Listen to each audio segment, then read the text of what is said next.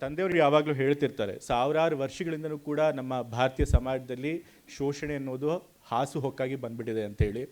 ಕಾಲಾನುಕಾಲಕ್ಕೆ ಬಹಳಷ್ಟು ಜನ ಮಹನೀಯರು ಮಹಾನುಭಾವರು ಬಂದಿದ್ದಾರೆ. ಬುದ್ಧ ಇರ್ಬೋದು, ಬಸವ ಇರ್ಬೋದು, ಕನಕದಾಸರು ಇರ್ಬೋದು, ಇನ್ನೂ ಬೇಕಾದಷ್ಟು ಸಮಾಜ ಸುಧಾರಕರು ಬಂದಿದ್ದಾರೆ. ಈ ಸಮಾಜನ ಬದಲಾಯಿಸಬೇಕು, ಈ ಸಮಾಜದಲ್ಲಿರುವಂಥ ಶೋಷಣೆ ಹೋಗಲಾಡಿಸ್ಬೇಕು, ಅಸಮಾನತೆಯನ್ನು ಹೋಗಲಾಡಿಸ್ಬೇಕು ಅಂಥೇಳಿ ಅವರು ಪ್ರಯತ್ನ ಪಡ್ತಿರ್ತಾರೆ. ಅವ್ರು ಯಾವಾಗಲೂ ಕೂಡ ಬಾವಿಯಲ್ಲಿ ನೀರು ತೆಗೆಯುವಂಥ ಉದಾಹರಣೆ ಕೊಡ್ತಿರ್ತಾರೆ. ಬಾವಿನಲ್ಲಿ ಹೇಗೆ ಕಸ ತುಂಬಿರುತ್ತೆ, ನೀರು ತೆಗಿಬೇಕಾದ್ರೆ ಅದನ್ನು ತಿಳಿ ಮಾಡಿ ಕಸನ ಪಕ್ಕಕ್ಕೆ ತಳ್ಳಿ ನೀರು ತೆಗೆದುಕೊಳ್ತೀವಿ, ಅದರಿಂದ ಸ್ವಲ್ಪ ದಿವಸ ಆದಮೇಲೆ ಮತ್ತೆ ಕಸ ತುಂಬ್ಕೊಂಡ್ಬಿಡುತ್ತೆ ಬಾವಿ ಮೇಲ್ಮೈ ಮೇಲೆ ಅಂತ ಹೇಳ್ತಿರ್ತಾರೆ. ಸೊ ಹಾಗಾಗಿ ನಾವು ಯಾವಾಗಲೂ ಕೂಡ ಅದನ್ನ ತಿಳಿಗೊಳಿಸ್ತಾನೆ ಇರಬೇಕಾಗತ್ತೆ ಅಂತ ಹೇಳ್ತಿರ್ತಾರೆ. ಸೊ ಹಾಗಾಗಿ ಈ ಶೋಷಣೆ ವಿರುದ್ಧ ಬೇಕಾದಷ್ಟು ಹೋರಾಡಿದ್ರು ಕೂಡ ನಮಗೆ ಸ್ವಾತಂತ್ರ್ಯ ಬಂದು ಸಂವಿಧಾನ ಬರೋ ತನಕ, ಬಾಬಾ ಸಾಹೇಬ್ ಅಂಬೇಡ್ಕರ್ ಅವರು ಈ ಸಂವಿಧಾನ ಕೊಡೋ ತನಕ ನಮಗೆ ನಿಜವಾದ ಸ್ವಾತಂತ್ರ್ಯ ಹಕ್ಕುಗಳು ಸಿಗೋಕ್ಕೆ ಸಾಧ್ಯ ಆಗಿಲ್ಲ. ಈ ಸಮಾಜದಲ್ಲಿ ಬಹುಸಂಖ್ಯಾತ ಜನರು ಯಾರಿದ್ದರು, ಅವರು ವಿದ್ಯೆಯಿಂದ, ಅಧಿಕಾರದಿಂದ ಮತ್ತು ಸಂಪತ್ತನ್ನು ಗಳಿಸೋದ್ರಿಂದ ಸತತವಾಗಿ ವಂಚಿತರಾಗಲೇ ಬರ್ತಾಯಿದ್ರು. ಯಾರೋ ಸಮಾಜದಲ್ಲಿ ಯಾರು ಸಾಮಾಜಿಕವಾಗಿ ಸದೃಢರಾಗಿರ್ತಾರೆ ಅವ್ರ ಕೈಯಲ್ಲಿ ಮಾತ್ರ ವಿದ್ಯೆ, ಸಂಪತ್ತು, ಅಧಿಕಾರ ಎಲ್ಲ ಇತ್ತು.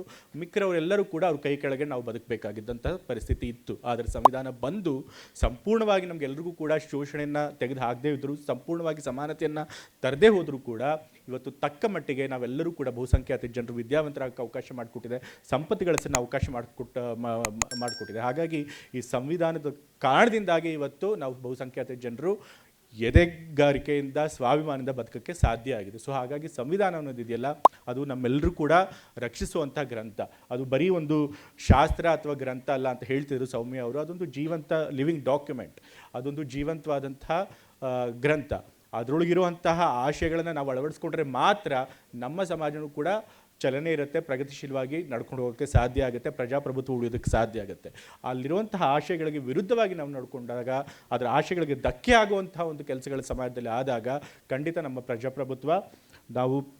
ಪ್ರಜಾಪ್ರಭುತ್ವನ ಕಳೆದುಕೊಳ್ತೀವಿ. ಹಾಗಾಗಿ ಸಂವಿಧಾನ ರಕ್ಷಣೆ ಮಾಡಬೇಕಾದಂಥದ್ದು ಎಲ್ಲರ ಒಂದು ಕರ್ತವ್ಯ ಮತ್ತು ಜವಾಬ್ದಾರಿ. ಮತ್ತು ಸಂವಿಧಾನ ರಕ್ಷಣೆ ಮಾಡಬೇಕಾಗಿರೋದು ಅದೇನೋ ಒಂದು ದೊಡ್ಡ ಲಾಫ್ಟಿ ಐಡಿಯಲ್ ಅಲ್ಲ. ಅದನ್ನು ಸಂವಿಧಾನ ರಕ್ಷಣೆ ಮಾಡಬೇಕು ಅಂತಂದರೆ ನಾವು ದೊಡ್ಡ ಹೋರಾಟಗಾರರಾಗಿರಬೇಕು, ಜೀವನದಲ್ಲಿ ಭಾಳಷ್ಟು ಸ್ಟ್ರಗಲ್ ಮಾಡಿರಬೇಕು, ದೊಡ್ಡ ಆದರ್ಶ ಪುರುಷರಾಗಬೇಕು ಅನ್ನೋದೇನಲ್ಲ. ಯಾಕೆ ಅಂತಂದರೆ ಸಂವಿಧಾನ ಉಳಿಸೋದು ನಮ್ಮ ಸರ್ವೈವಲ್ಗೋಸ್ಕರ, ನಮ್ಮ ಉಳಿವಿನ ಪ್ರಶ್ನೆಗೋಸ್ಕರ ನಾವು ಸಂವಿಧಾನನ ಉಳಿಸಬೇಕಾಗತ್ತೆ. ಹಾಗಾಗಿ ಪ್ರತಿಯೊಬ್ಬರೂ ಕೂಡ ಸಂವಿಧಾನದ ಮಹತ್ವವನ್ನು ಅರ್ಥ ಮಾಡ್ಕೋಬೇಕು, ಸಂವಿಧಾನ ಉಳಿಸುವಂಥ ಕೆಲಸ ಮಾಡಬೇಕು.